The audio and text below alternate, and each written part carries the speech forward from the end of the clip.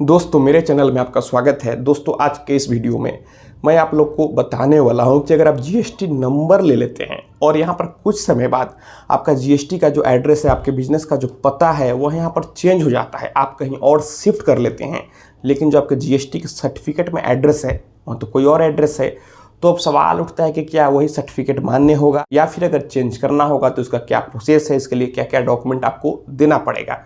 दोस्तों सबसे पहली बात, अगर आपका बिजनेस चेंज हो जाता है तो फिर आपको यहाँ पर एड्रेस भी जीएसटी में चेंज कराना होगा। और यह चेंज होता है, अगर कोई आपको बोलता है कि जीएसटी के सर्टिफिकेट में जो एड्रेस छप गया वह चेंज नहीं होगा, तो ऐसा नहीं है। आप यहाँ पर अगर बिजनेस के एड्रेस को चेंज करते हैं, आप कहीं और शिफ्ट करते हैं, तो फिर आप एड्रेस को बिल्कुल ही चेंज करवा सकते हैं।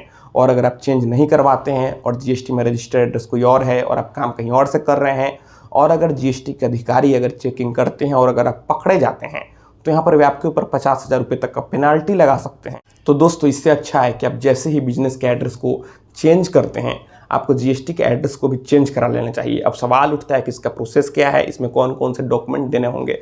दोस्तों आप जहाँ भी यहाँ पर बिजनेस को चेंज करेंगे, शिफ्ट करेंगे, आप जहाँ भी अगर रेंट पे लेते हैं तो वहाँ के ओनर से आप रेंट एग्रीमेंट तो जरूर बनवाएंगे, या फिर अगर शॉप आपका होगा तो फिर कोई इशू नहीं है, या फिर अगर आपके माताजी, पिताजी, आपके भाई किसी भी रिलेटिव के नाम से होगा तो फिर आपको उनसे भी कंसेंट लेना होगा। और आपको एक और लीगल डॉक्यूमेंट देना होता है, जैसे कि वहाँ का बिजली बिल, और यहाँ पर अगर आपका एरिया नगर निगम में आता है तो आपको म्यूनिसिपल रिसिप्ट भी देना पड़ सकता है, या फिर अगर नगर निगम में नहीं आता है तो फिर आपको प्रॉपर्टी का टैक्स रिसिप्ट देना पड़ सकता है।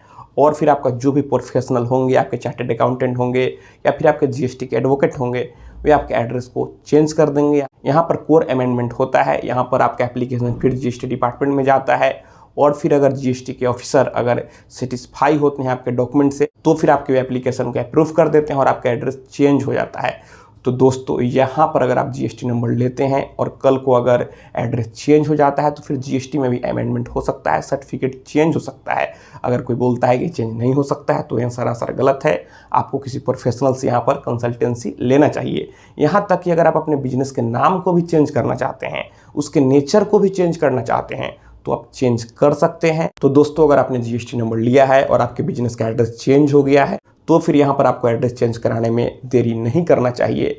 या फिर आपका कई जगहों पर बिजनेस चल रहा है, आपने एक एड्रेस पर जीएसटी सर्टिफिकेट लिया लेकिन आपका गोडाउन कहीं और है या फिर कोई और ब्रांच है, तो आपको सारा यहाँ पर एड्रेस जीएसटी के एड्रेस में अपडेट कराना होगा। आपके सर्टिफिकेट में वो सारे ब्रांच का एड्रेस रहेगा, और अगर आप अपडेट नहीं कराते हैं और अगर आप पकड़े जाते हैं तो फिर यहाँ पर आपको परेशानी का सामना करना पड़ेगा। और यहाँ पर आपको कोई अधिक डॉक्यूमेंट देने की ज़रूरत नहीं है। अगर आप रेंटेड हैं तो फिर आपको रेंट एग्रीमेंट और वहाँ का इलेक्ट्रिसिटी बिल और वहाँ का कोई भी लीगल डॉक्यूमेंट, जैसे कि अगर नगर निगम में आता है तो म्यूनिसिपल का करेंट टैक्स रिसिप्ट या फिर प्रॉपर्टी का टैक्स रिसिप्ट आपको देना पड़ता है, और फिर आपका एड्रेस आसानी से चेंज हो जाता है। तो दोस्तों मैं आशा करता हूँ आपको ये वीडियो पसंद आई होगी। अगर मन में कोई भी सवाल है तो आप नीचे कमेंट बॉक्स में कमेंट करें, और अगर आप हमसे सीधे जुड़ना चाहते हैं, फ़ोन से बात करना चाहते हैं, तो फिर आप हमें इंस्टाग्राम पर फॉलो करें।